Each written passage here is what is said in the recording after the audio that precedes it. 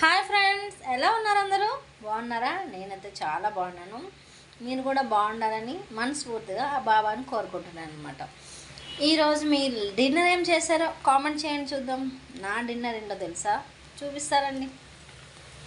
వేడి వేడిగా సేమియా పాయసం, ఫుల్ జీడిపప్పు, బాదం పప్పు, ఘీ అండ్ మిల్క్ ఫుల్ వేసి చేస్తారు అనమాట. ఈరోజు నా డిన్నర్ ఇదే. ఇంతకీ మీరేం తిన్నారో కామెంట్ చేయండి.